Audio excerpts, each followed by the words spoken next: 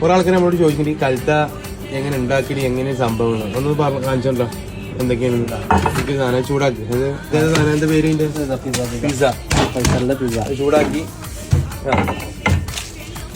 സാധനമൊക്കെ ഇട്ടൂടെ എന്താ ഇടാനൊക്കെ chips chips ഇല്ലല്ലേ ചിപ്സ് നമ്മുടെ നാട്ടിൽ ലൈസ് എന്ന് പറയും. ലൈസ് എന്ന് പറയും, ഇവിടെ ചിപ്സ് എന്ന് പറയുന്നത്. ഓക്കെ, നമ്മളെ സ്പെഷ്യൽ ഇവിടെ മാത്രം കിട്ടും, എൻ്റെ മാത്രം കിട്ടുന്നത് സ്പെഷ്യൽ.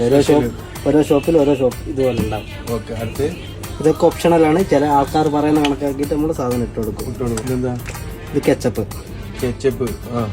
ചൂടാണ്ട് മാത്രം ഇട്ട് കൊടുക്കും. ഇതിൽ ലൈമോൺ